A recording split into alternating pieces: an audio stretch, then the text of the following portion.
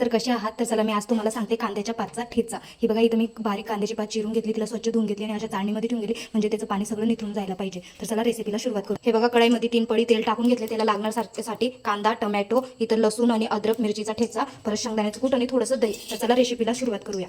बघा, तेल तापले. आता याच्यात टाकूया जिरं, त्याच्यानंतर टाकूया ठेचा. ठेच्याला छान असं तडतडू द्यायचं. ठेचा तडतडल्यावर कांदा टाकूया. याला छान असं मिक्स करून घेऊया. आता छान होतो हा ठेचा, तुम्ही याला भाकरीसोबत पण खाऊ शकता.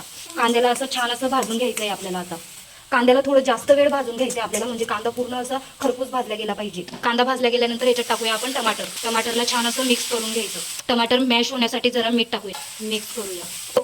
इथं आपले टोमॅटो पण झाले. याच्यात टाकूया कांद्याची पात. कांद्याच्या पातला छान असं हलवून घ्यायचं. तिला छान असं 2 मिनिटापर्यंत छान असं वाफून घ्यायचं आहे. त्याच्यानंतर टाकूया आपण शेंगदाण्याचं कूट. तिला पहिले वाफून घेऊया आपण. इकडे माझी चटणी वाफवत होती, तोपर्यंत मी देवपूजा पण करून घेतली. बघू शकता तुम्ही, इथं बघू शकता चटणी आपली छान अशी वाफवून गेली. आपण याच्यात आता थोडंसं दही टाकून घेऊया. एवढंच 2 चम्मच दही टाकायचं, फक्त पोहे खायच्या चम्मच नाही. आता आपण याला करून घेऊया मिक्स. दही मिक्स करून झालं की आपण याच्यात टाकूया शेंगदाण्याचं कूट. आता शेंगदाण्याच्या कूटला पण छान असं मिक्स करून घ्यायचं. मी 1.5 चम्मच याच्यात शेंगदाण्याचं कूट टाकलंय. इथं बघू शकता तुम्ही, दिसायला पण किती छान दिसते आपली कांद्याच्या पातची चटणी. तिला छान अजून 2-3 मिनिटं होऊ द्यायची कमी गॅसवर.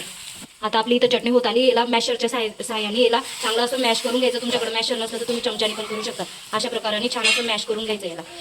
इथं बघू शकता आपली चटणी होती रेडी. तर चला करूया ताटात. म्हणतात की अशी भाकर फुगली का त्या पोरगीला सुगरण म्हणतात. तर मी सुगरण आहे का नाही तुम्ही मला कमेंटमध्ये सांगा. बघा, माझी भाकर किती अशी छान अशी टम्म अशी फुगली, सगळीकडनं फुगली, तुम्ही बघू शकता. तर मी सुगरण आहे का नाही ते सांगा कमेंटमध्ये. हे बघू शकता माझं ताट झालं होतं तयार. तर तुम्ही पण असं चटणी ट्राय करून बघा घरी. तुम्हाला पण छान वाटेल. असं भाकरी, कैरी, दही आणि ताक त्याच्यासोबत खूप छान लागतं. जर माझी रेसिपी आवडली असेल तर सबस्क्राईब करा, लाईक करा, शेअर करा, कमेंट करा. एक कमेंट केल्याने मला पण मी थोडं मोटिवेट होते. तर प्लीज एक कमेंट करून देत जावा. तर चला भेटूया उद्याच्या ब्लॉगमध्ये. बाय.